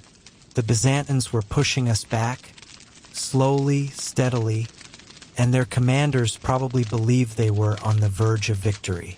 I watched from a position that gave me visibility of the entire field, resisting every instinct that screamed at me to commit reserves, to shore up weakening positions, to act. Not yet, not until the moment was right. Byzantine cavalry charged our flanks repeatedly, trying to break our formation and create openings for their infantry to exploit. Each time, our own cavalry met them, engaging in swirling melees that raged back and forth.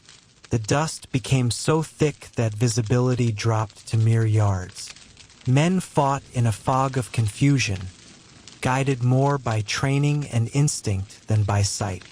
The sound was overwhelming, metal clashing, men screaming, horses shrieking, commanders shouting orders that were half lost in the din.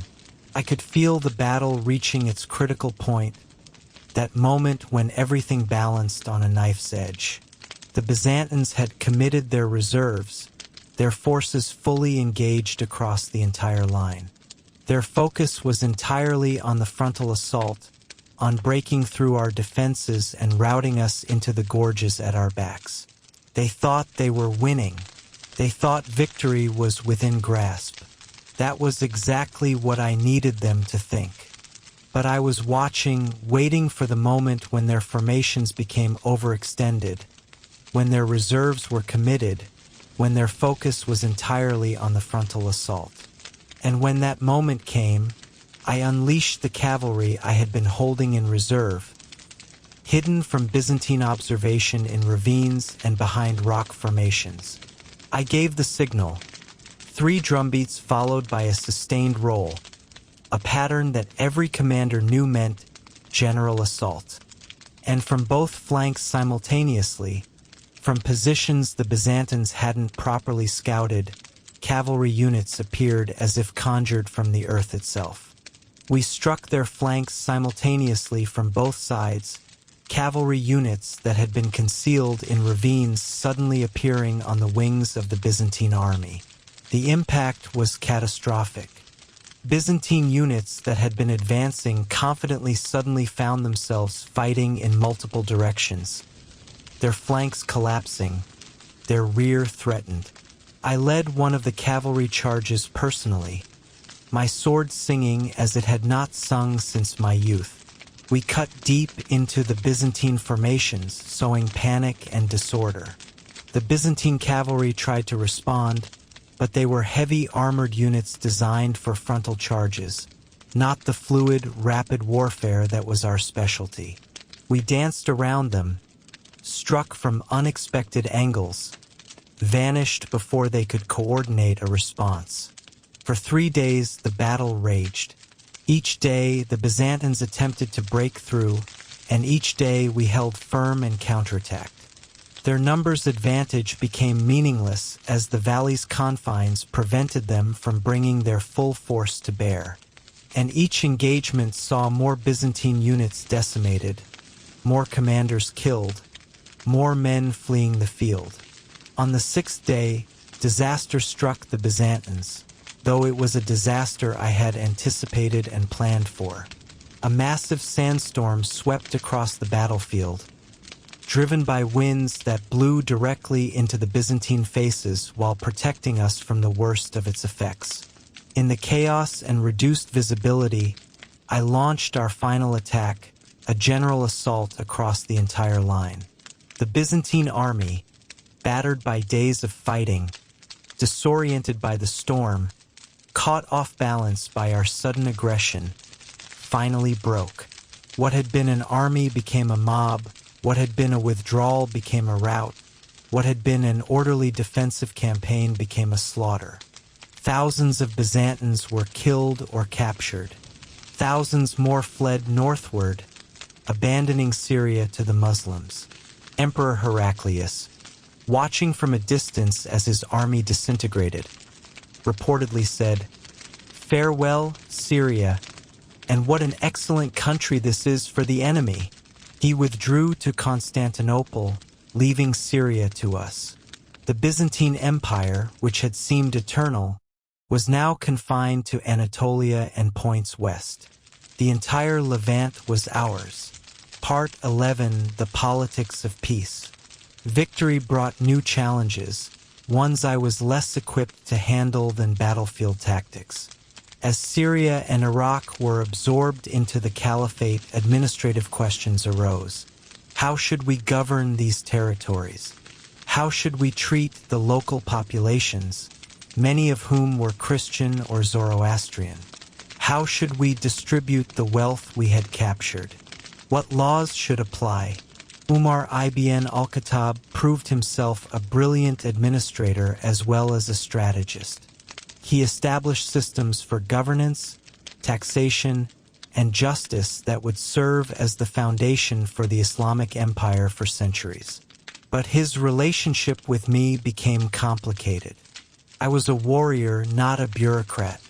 I understood combat, I understood tactics, I understood how to inspire men to follow me into battle.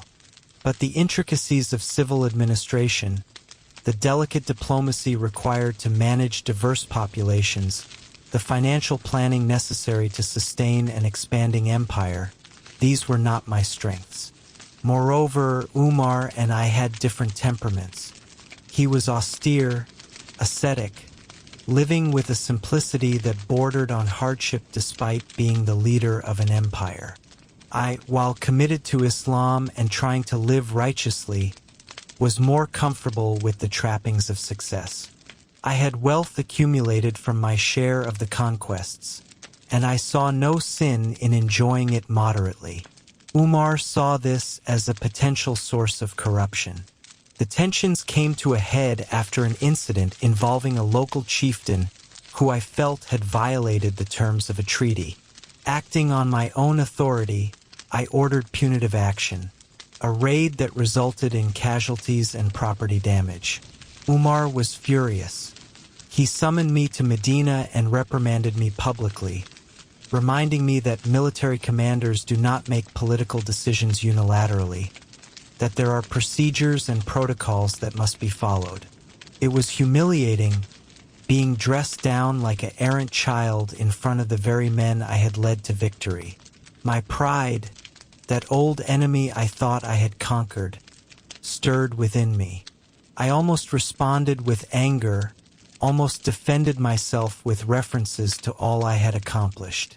But then I remembered the Prophet's words, his warning about fighting for the Ummah rather than for personal glory. I bowed my head and accepted the rebuke. "You are right, Commander of the Faithful," I said. "I overstepped my authority. It will not happen again." Umar studied me for a long moment, then his expression softened slightly. "Khalid, you are the finest military commander I have ever known. But we are building something larger than an army now. We are building a civilization, a society governed by law and justice. That requires different skills than winning battles. Do you understand?" I did understand, though it galled me to admit it. The conquests were largely complete. Arabia, Iraq, Syria, all were under Muslim control. What remained was consolidation, administration, the slow work of turning conquered territory into integrated provinces. And for that work, I was not the right man. A few months later, Umar relieved me of command. Oh, he was diplomatic about it, praised my service, emphasized that I would always be honored as one of Islam's greatest heroes. But the message was clear. My time as a field commander was over. Younger men, men who combined military skill with administrative competence, would lead the armies now. I was to retire to Homs, to live out my days in peace. It hurt more than any wound I had received in battle. I was Sayfullah, the sword of God, and I was being sheathed. But what choice did I have? I had sworn to obey the Caliph, to serve the Ummah rather than my own ambition. If Umar believed this was best for Islam, then I would accept it, no matter how it felt personally. Part 12, The Weight of Memory. So I went to Homs, to a house that seemed too quiet after decades of military camps and battlefield din. I married, fathered children, tried to live a normal life. But how does a man like me find peace? Every morning, I would wake and reach for my sword, ready for the day's campaign, only to remember that there were no more campaigns. The battles were over, and I had survived them all. People would come to visit, asking for stories, wanting to hear about the great victories. I obliged them, recounting the battles at Qadisiyyah and Yarmouk, the conquest of Ctesiphon, the Apostasy wars. But I found myself focusing less on my own role and more on the men who had fought beside me, the companions who had fallen along the way. They were the true heroes, the ones who had sacrificed everything without seeing the fruits of victory. I had merely led them. They had done the actual dying. I thought often about the Prophet in those years. I wondered what he would make of what we had accomplished, this empire that stretched from North Africa to Persia. Would he approve? Would he caution us against the dangers of success, against allowing power to corrupt the pure message of Islam?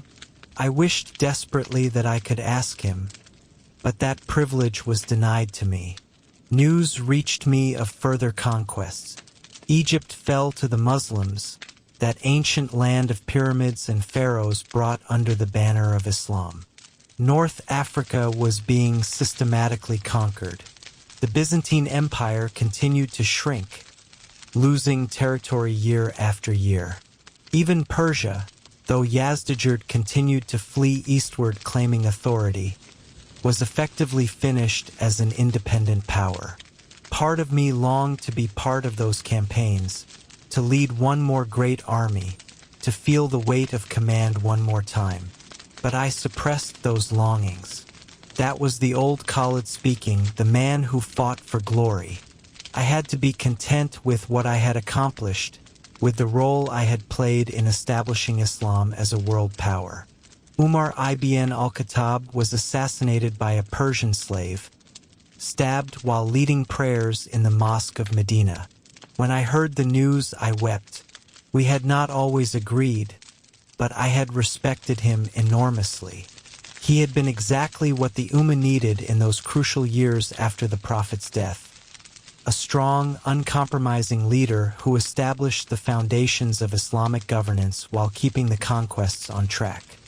His successor, Uthman ibn Affan, was a different kind of leader, gentler, more inclined toward conciliation than confrontation.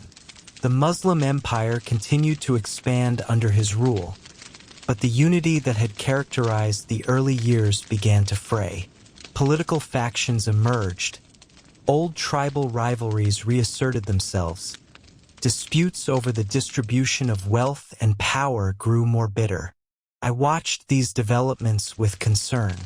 This was what the Prophet had feared, what he had warned against in his final sermon, that Muslims would turn on each other, that the unity of faith would be undermined by worldly disputes. I wanted to speak out, to use my authority as one of the great companions to heal these divisions. But I was an old man now, my health failing, my voice no longer carrying the weight it once had. Part 13, the final campaign. As I lay on my deathbed, I reflected on the strange path my life had taken. I had been born into privilege, raised to defend the old ways, trained to be a warrior for the Quraysh. I had fought against Islam with every skill I possessed, certain that I was on the side of righteousness. And then, through a combination of circumstances and divine guidance, I had been turned around, my weapons redirected toward their proper purpose. The room was filled with people. Family, friends, students who had learned warfare from me, scholars who had debated theology with me, common folk who simply wanted to be present when Sayfullah took his last breath. Their faces swam in and out of focus as my vision dimmed. But my mind remained clear, crystal clear, as if Allah was granting me one final moment of lucidity before the veil descended. I thought about all the battles I had fought, all the blood I had spilled. My hands were soaked in it, Persian blood, Byzantine blood, Arab blood from the Apostasy wars, blood of fellow Quraysh from the early days before my conversion. I had killed thousands of men, destroyed armies, brought empires to their knees. The accounting of death I was responsible for was staggering when counted all together. And I had done it all in the name of Allah, convinced that this violence was necessary, that these deaths served a higher purpose. Was I right? I believe I was, though the weight of all those deaths still presses on my soul even as I prepare to meet my Creator.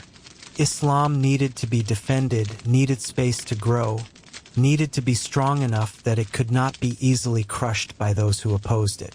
The conquests were necessary, or so I tell myself, but I cannot forget the faces of men I killed, cannot unhear their dying screams, cannot wash away the blood no matter how many times I perform ablution. There was a young Persian soldier at Qadisiyyah. I remember him clearly even now. He couldn't have been more than 18. His beard still sparse, fear and determination mixing in his eyes. He fought bravely, holding his ground even as his unit collapsed around him. When my sword found him, he called out what must have been a prayer in his own language, some invocation to Ahura Mazda or whatever god the Zoroastrians worshipped. He died far from home, defending an empire that probably cared little for him personally, killed by an Arab warrior fighting for a faith he had never heard of until it arrived with fire and sword. Was his death necessary? Was it just? I told myself it was, that he stood in the way of Islam's expansion and therefore had to fall. But he was still a boy who never went home. And the Byzantine cavalryman at Yarmouk, the one whose armor was so fine it marked him as nobility. We dueled for what seemed like hours but was probably mere minutes. He was skilled, trained since childhood in the martial arts, defending an empire that had stood for 1,000 years. When I finally killed him, his last words were, "Christ have mercy." Different faith, different empire, but the same desperate plea for divine grace at the moment of death. Did Allah condemn him for those words? Or did God, in his infinite mercy, accept the sincere cry of a dying man regardless of the name he used? These questions haunted my final hours. The scholars and theologians who visited tried to reassure me, citing clear verses about jihad, about fighting in the cause of Allah, about how the sword sometimes must clear the way for faith to flourish. And I believed them.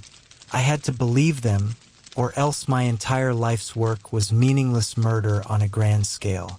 But belief and certainty are not the same thing, and I found myself hoping, praying, that Allah would judge my intentions rather than simply my actions.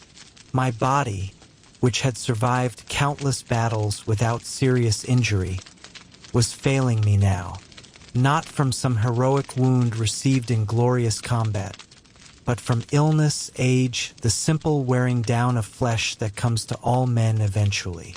It seemed somehow unfair that I, who had survived when so many better men had fallen, should die in bed rather than on the battlefield.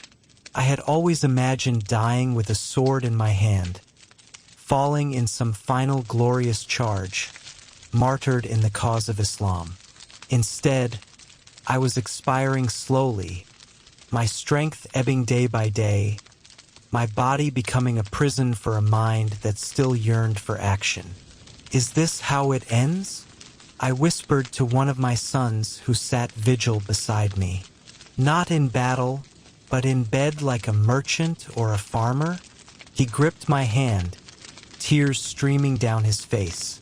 "Father, you have earned your rest. Let go of the warrior's pride. You served Allah faithfully for decades. That is enough."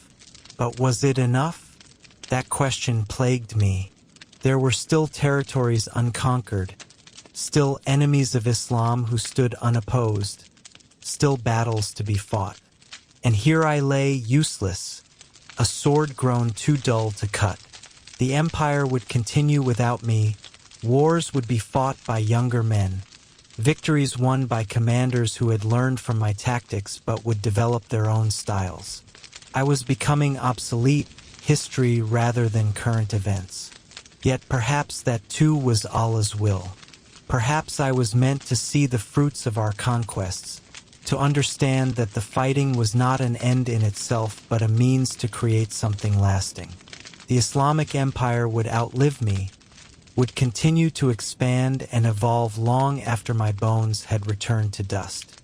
That was what mattered, not my personal glory, but the continuation of the faith. My family gathered around me as the end approached. My wives, my children, my grandchildren. People I barely knew, having spent so much of my life away at war. I wanted to tell them something profound, some final wisdom that would guide them after I was gone. But what could I say? That violence is sometimes necessary? That faith is worth fighting for? That pride is the most dangerous enemy you will ever face. They knew these things already, or would learn them in their own time. Instead, I found myself reciting verses from the Quran, the words that had guided me since my conversion. The remembrance of Allah gave me peace in a way that nothing else could. All my victories, all my achievements, all the glory and honor that men had heaped upon me, none of it mattered as much as the simple testimony, La ilaha illallah, Muhammadur Rasulullah. There is no God but God, and Muhammad is his messenger.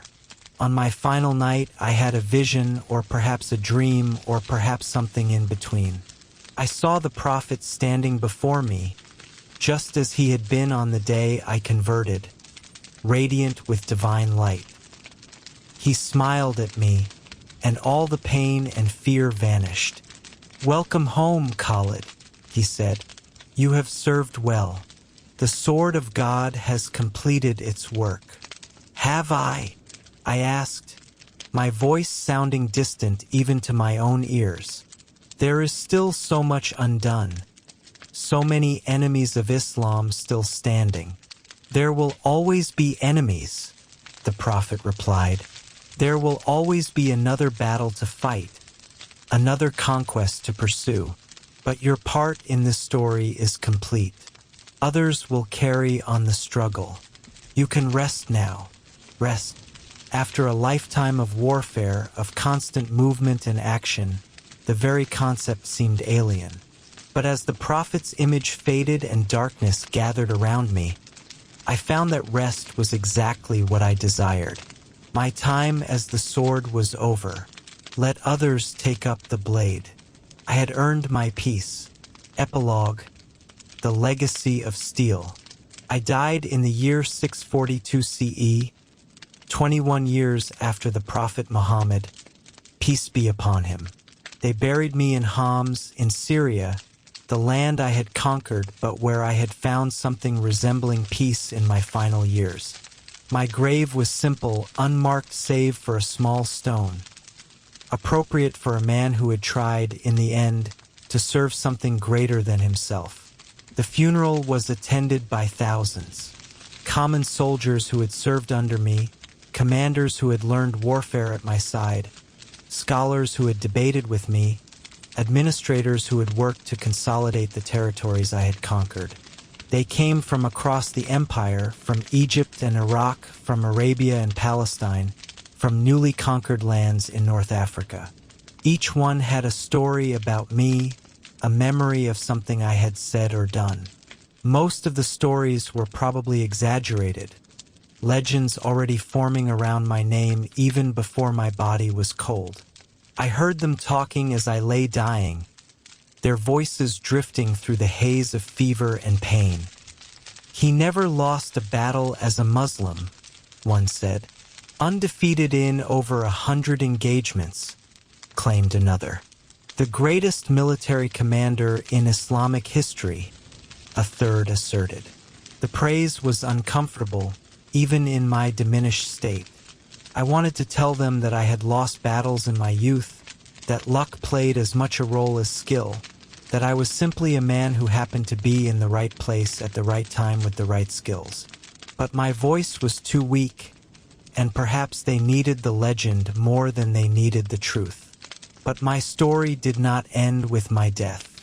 For better or worse, I became a legend, an example held up to future generations of Muslim warriors. Be like Khalid, commanders would tell their troops. Fight with his courage, lead with his skill, believe with his conviction.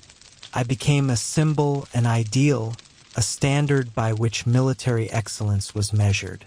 Centuries later, Generals would study my tactics at Qadisiyyah and Yarmouk, trying to understand how I had achieved such victories against overwhelming odds.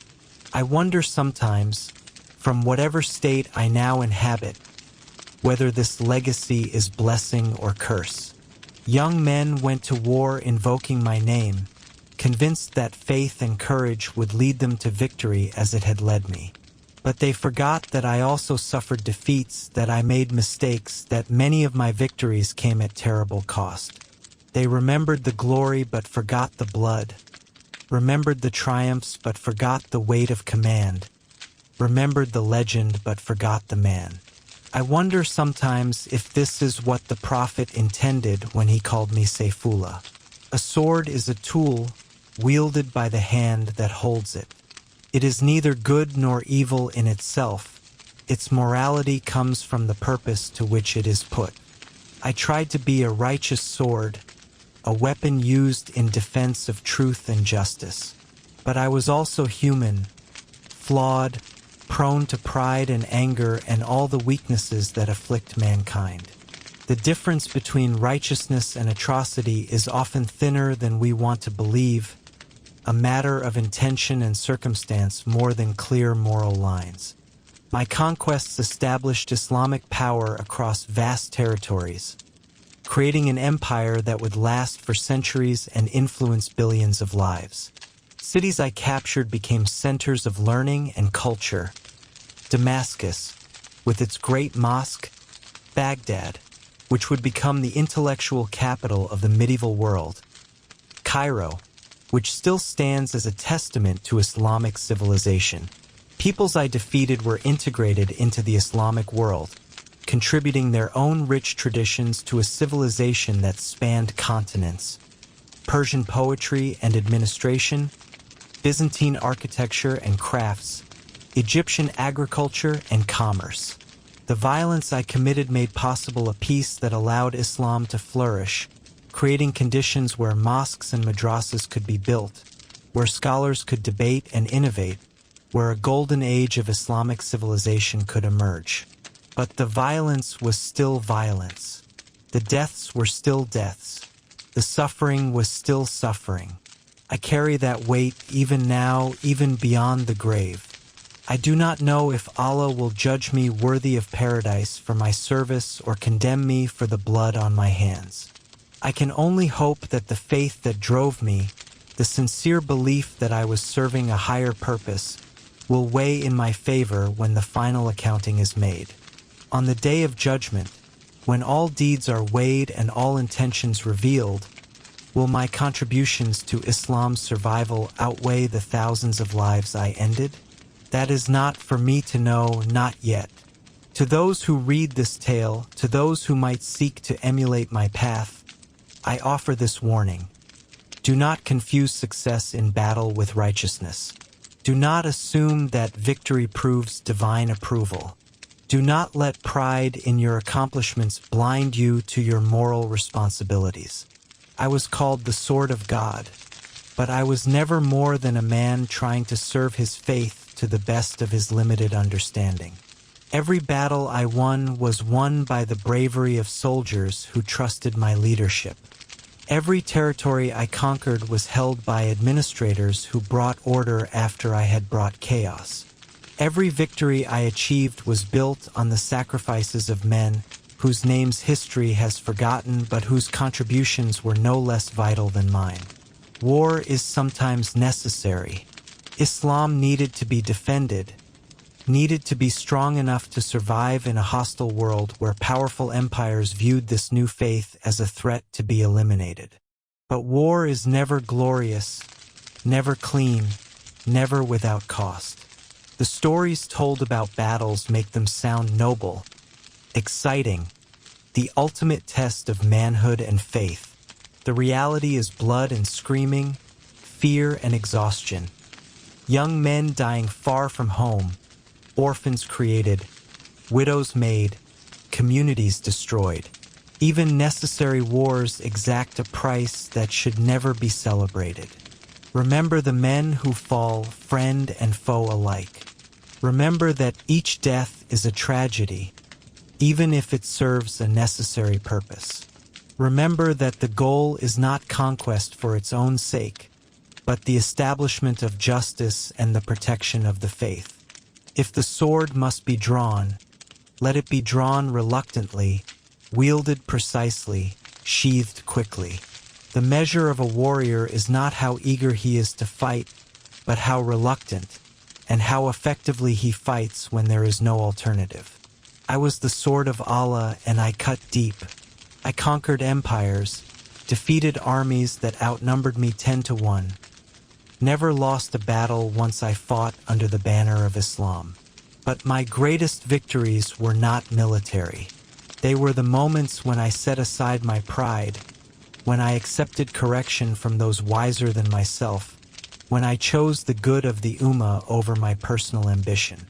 They were the moments when I could have taken revenge but showed mercy instead, when I could have enriched myself but chose simplicity, when I could have grasped for more power but accepted my dismissal with grace. That is the true meaning of being a sword in Allah's hand. Not the victories you win, but the discipline to be wielded according to His will rather than your own. That is what the Prophet tried to teach me, and what I spent my life learning. A sword left to choose its own targets will cause nothing but harm. A sword wielded by a wise and just hand can defend the innocent and establish justice.